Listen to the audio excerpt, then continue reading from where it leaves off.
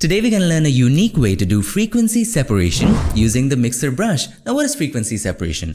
It's one of the best techniques to soften the skin. Why best? Because it does soften the skin, at the same time it maintains the skin texture. Unlike your mobile applications which has a beauty mode, if you capture a selfie, just soften your skin so much that your skin looks like a wax statue from Madame Tussauds. It won't do like that. Also, if you're a beginner, awesome! We're gonna start right at what the heck is frequency. Also, we're gonna touch upon the steps involved before and after frequency separation and where does it exactly fall in your workflow. So all this and more in this power-packed tutorial. So without any further ado, let's get started.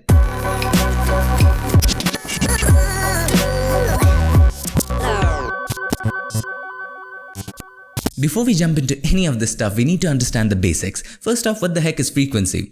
So frequency is nothing but number of oscillations per second. I'm gonna repeat that for you. Number of oscillations per second. Make sense? No? Let me just illustrate. So if I move my hand, if I complete 5 oscillations in 1 second, so my hand is moving fast and I'm moving it 5 times in 1 second, then what's the frequency of my hand? 5 Hertz. So frequency is measured in Hertz. If I move it 20 times in 1 second, the frequency of my hand would be 20 Hertz. So again, what is frequency? Number of oscillations per unit of time. Every color of light has its own frequency. And as far as light is concerned, what is light? It's an EM wave. What is EM? Electromagnetic wave. So therefore, a digital image can be depicted in form of frequencies. So have a look, let me just show you. So for example, this is the image and it can be shown in the form of frequencies. Now image can have tons and tons of frequencies going on around, but just for simplification purposes, let me just draw a few frequencies. So let me just blacken that. Okay, this is just for demonstration purposes. Don't get worried as to what the heck I'm doing. So this is the line, this is the graph. And just let's paint it white so that you guys can see it. Okay, now let's take a brush and draw the frequencies. Okay, on a new layer with say red. Now there are lots of frequencies in between, but I'm gonna draw 2 extremes, okay? So it has a low frequency, just like that. Okay, it goes like that. And it has a high frequency. Let's draw this with a different color on a different layer so that it makes sense for you. Okay, high frequency, just like that. Okay, now what's happening? And this is time, by the way. If you're wondering what the heck is going on, this is time. Okay, this direction is time, T. So high frequency, more oscillations per second, so more changes. Low frequency, low oscillations per second, the red one. Okay, now have a look at this, have a close look at it. Look at the high frequency. It's having more changes, okay, rapid changes, quick changes than the low frequencies, okay, right? Got it? So in an image, and this is important, in an image, what rapidly changes color? The texture, right? If you look at a texture, it just, there's a pore. If you look at the skin, there's a pore, there's a bump, there's a pore, there's a bump. It rapidly changes color. So we can say that this high frequency is for the texture. Okay? And what doesn't change quite often and what does change very seamlessly, smoothly? The color of the skin. The one which is behind the texture. Have a look. So this doesn't change so quickly. This is the low frequency, doesn't change so quickly, and this depicts the color and the tone of the skin. And since this is high, this is very rapidly changing, this depicts the texture of the skin. So we want to soften the skin, but we do not want to affect the texture. And we want to work on them separately. So if there was a way to separate them just like this, so this is the low frequency, separate it, this is the high frequency, we separate it, and this process of separating the low frequencies and the high frequencies is called frequency separation. As simple as that. So finally here we are in Photoshop and this beautiful image was submitted by Pasi, Järvenpää. Thank you so much, Pasi. I love this photo. Actually, I love the way light is being falling on her face. Really, truly love it. So let's go ahead and perform frequency separation. But before we do any of that, let us talk about what to do before frequency separation. Okay? So when you get your image right from the camera, our first job is to adjust the light. And where to adjust the light?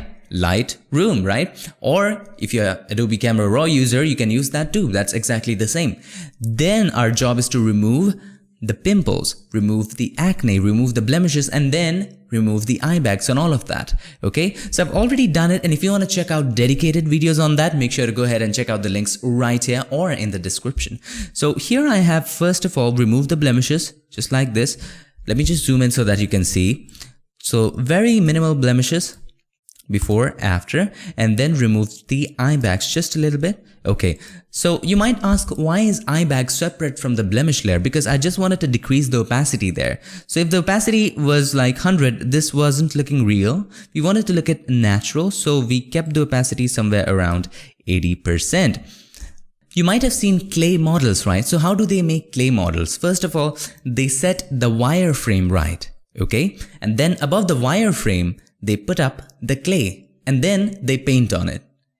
Once you paint, you just cannot adjust the clay. And once you apply the clay, you just cannot adjust the wireframe. And that's exactly how this works. First, we adjust the light. Think of that as the wireframe of the clay model. Then we remove the blemishes, do liquefy and all that stuff in that structure. Then we apply that, think of that as clay. And then we paint. What is that? Frequency separation, softening the skin and all that stuff. We paint. So after all of this, all you have to do, create a new layer. Okay, let's close this group. I've made a group of both of those. Let's create a new layer just above the group and press Ctrl, Alt, Shift and E. Command, Option, Shift and E if you're using a Mac. What does this do? This creates a merged layer of everything that you see right now in the canvas. Or in other words, if you were to go File, Save as, JPEG or any other file format and open that up as a layer just above this, this is exactly what you will get. Now make a copy of this, press Ctrl or Command J. Okay, name this one Color, or you can also name it Low Frequency. What did the low frequency had? Color and tone, right? Color. And you can name this, right click on it, or just double click on the text, I'm sorry, and name that High Frequency or Details, or even Texture, whatever you want. So this is high frequency, this is low frequency. Now let's turn off high frequency for a second and come back to low frequency or the color, and let's blur it out. So zoom in, and this is crucial. The number you choose for blurring, this is crucial. Go to Filter, Blur, and then Gaussian Blur. And gradually just increase it from 0.1, gradually just increase it and stop at the point where the skin texture go away. Exactly at the point where all of the skin texture go away. Don't go too much, okay? Just stop at the point where skin textures go away. So have a look at the skin texture here. So just, okay, this seems right.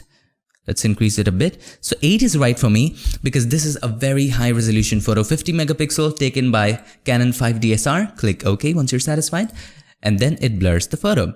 Now, when we blurred the photo, we actually deleted the high frequencies because we blurred it out. The color and tone still remains, but the texture is gone because we blurred it out. And since the texture is gone, we have deleted the high frequencies. Now we want a layer with just the high frequencies. How do we get it? So this layer has just the low frequencies. And this layer, just above it, the details layer, has everything. So if we subtract, if we delete the low frequencies from there, we get what? High frequencies. So let's turn this back on and select the details layer. Then go to Image and then Apply Image. In the Apply Image, choose the layer Color. We want to subtract the color layer from it, okay? Or the low frequency.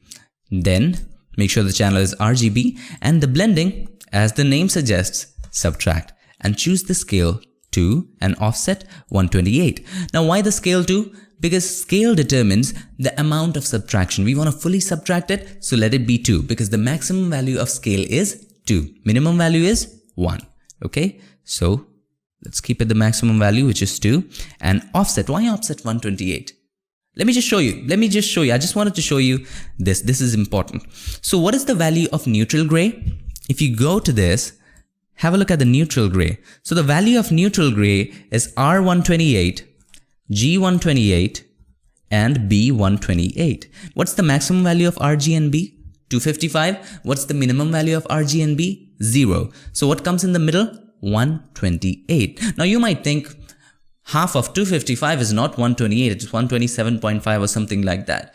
But we are taking 0 into consideration. So in total, we have 256. 256 divided by 2, what is that? 128. So 128 comes as a neutral gray. Now since we are going to change the blend mode to something like linear light, we have to have neutral gray so that these blend modes actually delete everything which is 50% gray or neutral gray. So let's go to image and then apply image. So scale to 128, layer, you have to choose color, and that looks perfect to me. Color, RGB, subtract to 128. Click OK. Then we're going to change the blend mode of this one to linear light. It knocks off everything which is 50% gray, and that's why we wanted it to have neutral gray and 128 number. So choose that to linear light. And if you make a group of both of these, so press Ctrl or Command, hold it, select the other one, press Ctrl or Command G. If you make a group of both of these, even if you turn it off, have a look. It doesn't change because these two images combine to give you the same image.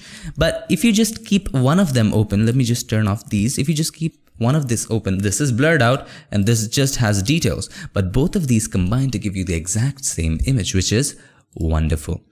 Now, we want to work on this color layer. We want to really blend in the color. So come to the color layer and select a brush, and this time select the mixer brush.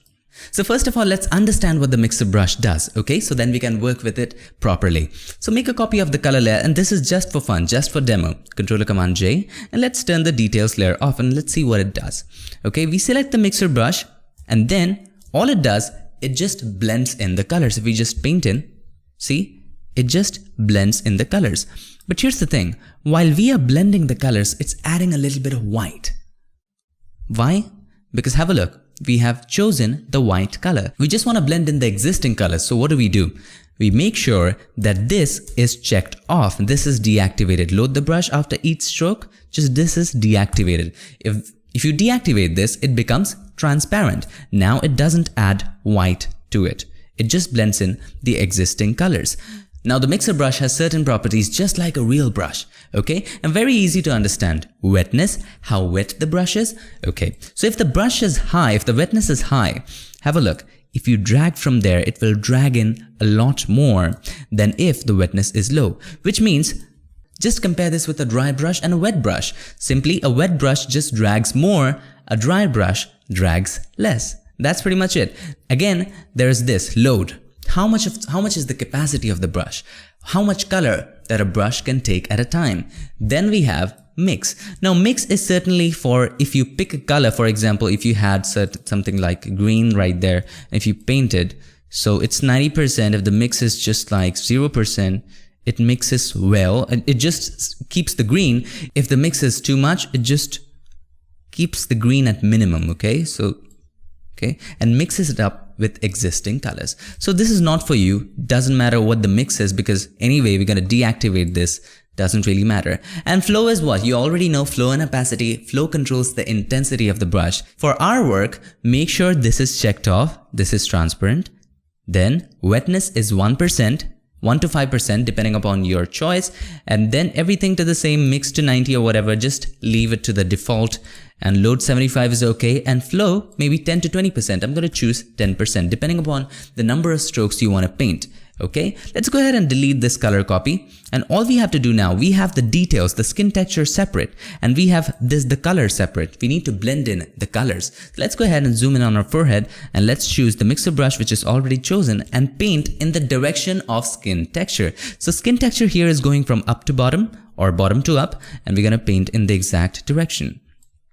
Okay, just like that to blend in the colors. Be careful, this is destructive. This is not non-destructive. Okay, just paint in. And here, as you can see, the skin texture is going from left to right. So paint in like that here. Okay, I'm also going to share with you my personal trick which I use just after this. Just wanted to show you what exactly is happening. Okay, let's have a look at the before and after. Doesn't seem much of a change, but if you look at the before and after, if we just turn it off, have a look. Before, after, we have blended in the skin so well. Have a look. before, after. Of course, we need to paint more, but you get the basic idea of what exactly is happening. Now, what I personally do from time to time, and this is just my personal workflow, is that I turn off the details layer and see if everything is blended in well or not. So I work most of the time with the details layer turned off and then using the mixer brush tool, make sure everything is just smooth. As you can see, things are not smooth around here. So I just go ahead, paint in pretty well, just like that. And if you don't want to paint so much, you can always go ahead and increase the flow to around 15 to 20%, but don't go too high. Okay, so this is very much softened in. Make sure nothing odd happens. We can see a faint line here. We need to blend that pretty properly. Okay. All right, there we go. Make sure the colors don't spill in. So here is just, have a look, here it is a little black. Make sure it just doesn't spill in over the skin. That would look stupid, okay? Non-realistic. So here there's a line, we need to just blend it in properly. And we need to take care of these bumps and make it really, really smooth. Here, a little bit, there. And you can go ahead, keep on painting just like that. Have a look at the nose. You need not paint it in this direction. It will look strange. If I just turn it on, just looks strange. So let's just turn it off and make sure everything is just like smooth. And this time you're gonna make sure that it looks like a wax statue. So paint in this direction. And just like you were painting with a brush, maybe creating a piece of art, just like that. Da Vinci style, okay? Look the direction of the strokes. Top to bottom, just in the direction of the nose, okay? Just like that, okay? And you can go on and on and on and on in this direction and create stuff. And have a quick look at the before and after. I'm just gonna skip in. So if I just turn on the details, have a look at the before and after. Before, after, look at the nose, how beautiful it looks right now. You can just go ahead with this turned on and soften this up even more, okay? So for you to learn the strokes, for you to learn the direction where the brush goes, it will take time. So you have to practice with the details layer turned off. Now I'm gonna skip to my final one. Let me just open the final one. So this is the final one. I've just completed blending in the colors. Have a look. So if I just turn this on solo, look how smooth the skin is now. And this should be your objective. Turn off the details layer and make everything else, make the skin smooth. And make sure nothing spills over anything. So let's just turn back everything on. Have a look at the before and after. So if we just turn off this, have a look before, after, makes really a ton of difference. Now I have not blended in the neck. You can do that as well. Come to this one, just turn it off and make sure everything is going smooth right there in the neck. Just like that. And you can go on and on for hours in this, and this is so much more fun to do, okay? And that's pretty much all about frequency separation using the mixer brush. Have a look at the before and after final one. So this is the after. I'm not sure whether you can see this in the screen in the video. So this is the after actually, and this is the before. After, before, after. And one of the important tips that I learned the hard way is this. Once you're doing frequency separation, blending in the colors, make sure you do not soften the smile lines. Have a look at this photo. She has some smile lines and I deliberately haven't softened this area. Have a look at the before, after. I've just blended things in, but I haven't softened this area. It just really looks non-realistic, okay? So make sure you do not touch the smile lines. So that's all about frequency separation. Now what to do after frequency separation? Let's go back to the clay model. In the clay model, we set the light right by setting up the wireframe. Wireframe acted as a light, and then we set up the clay. Clay is what? Blemishes, structures, liquefy, and then we painted with what? Skin softening, frequency separation, whatever technique that you use, doesn't really matter. Then after that, what do? We just make it wear some dresses. We just decorate it with some jewelry and stuff. So think of it like this, going from inside to outside. Now we can go ahead, enhance the eyes, enhance the lips, enhance maybe the dress, or maybe apply some filters, dodging and burning, okay? Always go from core to the layer. And that's pretty much it about frequency separation and where does it come in the workflow. So just a quick recap, what is frequency separation? Frequency separation is the technique of separating the high frequency from the low frequency. What does the high frequency have? Textures. What does the low frequency have? color and tone.